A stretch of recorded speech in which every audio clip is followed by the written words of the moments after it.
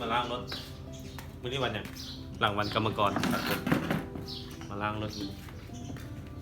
โอ้เป็นวัน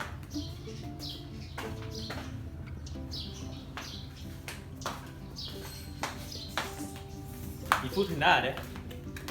เห็นไม่ได้โฆษณาแต่ว่าลงโฆษณาให้ก็ดีมีฟูดเพนด้าติดอยู่นี่หิวเมื่อไรก็แวะมาเซเว่น เซเว่น เห็นเหรอ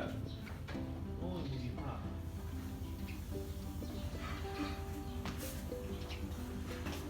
บุมีผ้าจะล้างแบบเบาๆ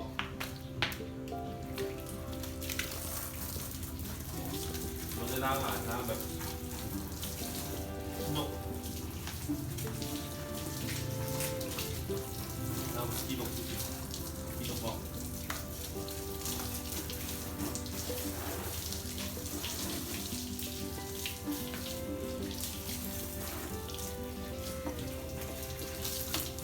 รถบริกีล้างอย่างเดียวบริกีหลายเดือน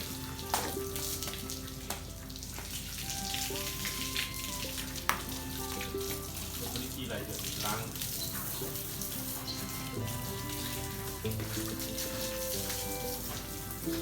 ตีน้ำมันก่อน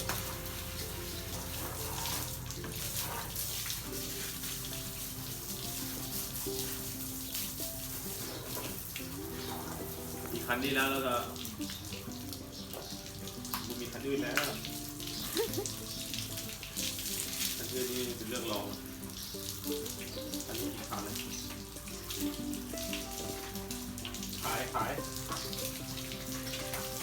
ขายรถคันอื่นแล้วก็ขายคันนี้คนถามซื้ออีกแล้ว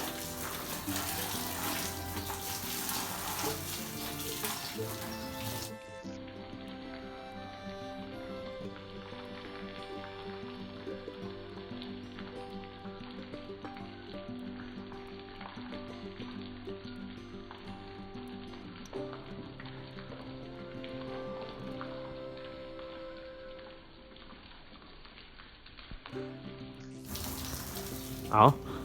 ว่าสันวาซีด้วยอันนี้เขาล้างรถก่อนเดี๋ยวบิลลี่ชิเว้าให้แล้วว่ารถบริกี้แล้วเอามาล้างบิลลี่ชิเว้าให้ว่ารถบริกี้เอามาล้างนะครับล้างรถเนาะมันเนี่ยรถบ่ค่อยได้ขี่เนาะนะอันนี้ขี้เมียงขึ้นแล้วเนาะเมียงขึ้นแล้วล้างกันเนาะเดี๋ยวบิลลี่ชิเว้าให้รถอุทัยบริขี่ล้างแต่รถเหมือนกันอ๋อโอเค